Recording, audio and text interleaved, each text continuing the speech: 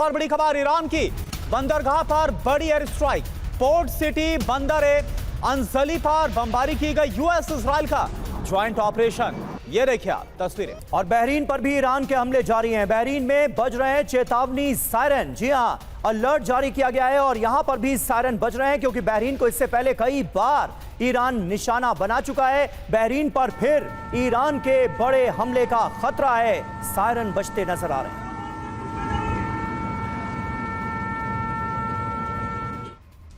तो देखिए बहरीन पर ईरान के हमले लगातार जारी है। यहां पर सायरन बज रहे हैं। और एक और बड़ी खबर, कतर सऊदी में एनर्जी सेंटर पर हमले के बाद डोनाल्ड ट्रंप बहुत बुरी तरह से भड़क गए। डोनाल्ड ट्रंप ने ईरान को बहुत बड़ी तबाही की अब धमकी दे दी है।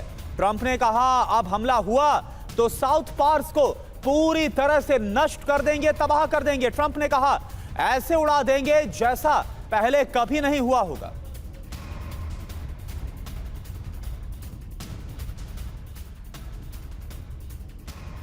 और इस हमले में कतर की कोई भूमिका नहीं है। डोनाल्ड ट्रंप ने दे दी है कतर को एक तरह से क्लीन चिट। इजराइल अब साउथ पार्ट्स पर हमले नहीं करेगा।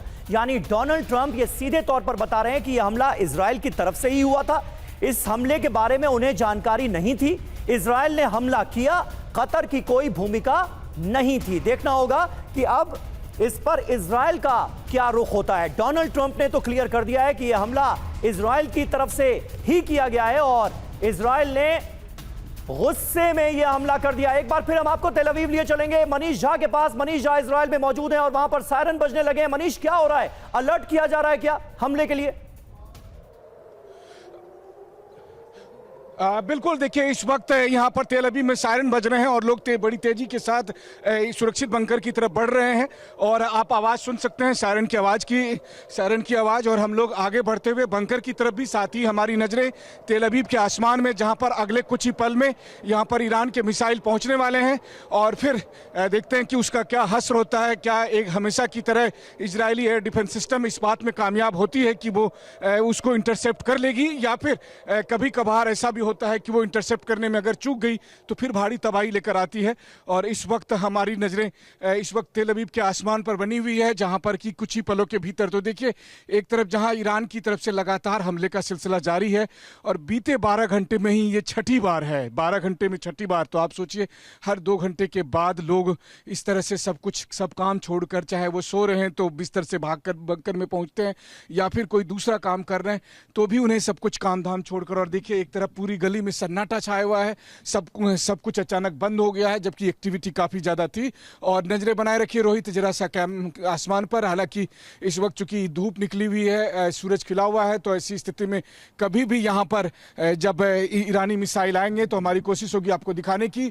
लेकिन देखिए कि लगातार जो स्थिति बनी हुई है, बात यह है कि ईरान की तरफ से अगर इसी तरह से रोजाना हमले होते हैं तो भले ही इससे डायरेक्ट हिट ना होता हो मिसाइल, लेकिन सबसे बड़ी बात यह होती कि इसकी वजह से पूरा इजराइल का कामकाज ठप पड़ा हुआ है, इजराइल का कारोबार ठप पड़ा हुआ है। आप कह सकते हैं कि ईरान में जितनी मानवीय क्षति हो रही है, ईरान में जितना नुकसान हो रहा है, उसकी तुलना में इजराइल में तो कुछ भी नहीं है। लेकिन हाँ, ये बात जरूर है कि ईरान के पास आज खोने को कुछ नहीं है, इसलिए ईरान करो या मरो की स्थिति में है। लेकिन इजराइल के पास अगर देखें, बिल्कुल मनीष, और आप वहां पर अपना भी पूरा ख्याल रखिए। आप और जो हमारे वीडियो जर्नलिस्ट हैं, आप दोनों अपनी सुरक्षा का पूरा ख्याल रखते हुए हर एक जानकारी हम तक पहुंचा रहे हैं। तो एक बार फिर से तेल अवीव से लाइव कवरेज हमें दिखा रहे थे मनीष, जहां पर एयर रेड सायरन गूंज रहे हैं। इस बीच एक और आपको जानकारी दे कि जंगी आग और ज्यादा कैसे भड़की है।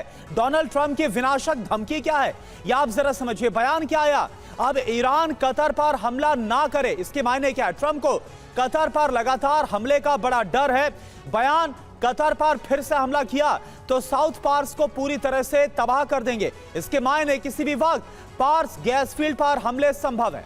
जी हाँ, ईरान पर ऐसा हमला करेंगे जो कभी देखा नहीं गया होगा, ये कहा है ट्रंप ने। मायने इसके ये हैं कि सबसे भीषण अटैक करने की तैयारी में अमेरिका नजर तो आ रहा है, करेगा या नहीं करेगा ये देखने वाली बात है। इस तरह की तबाही नहीं चाहता, लंबे समय में नुकसान जो है वो हो रहा है। मायने क्या है, ट्रंप को लग रहा है कि हालात अब काबू से बाहर होने लगे हैं। कहीं इस जंग में बुरी तरह से फंसा हुआ खुद भी तो महसूस नहीं कर रहे हैं डोनाल्ड ट्रंप। कतर पर फिर हमला हुआ तो मैं रुकने वाला नहीं हूं, सीधे सीधे वो ईरान को धमकाने की कोशिश करना चाह रहे हैं इस बयान के जरिए कि ईरान खाड़ी देशों में अब जवाबी हमले ना करे। साउथ पार्स गैस फील्ड पर जो अटैक हुआ है वो निश्चित तौर पर बहुत बड़ा हमला है, क्योंकि दुनिया का 10 से 15% जो गैस भंडार है वो यहीं पर मौजूद है। और अगर यहां पर हमले हुए हैं तो हमला करने वाले को यह तो पता है कि इसके मायने क्या हो सकते हैं। बिल्कुल समीर, और मैं संजय भारद्वाज सर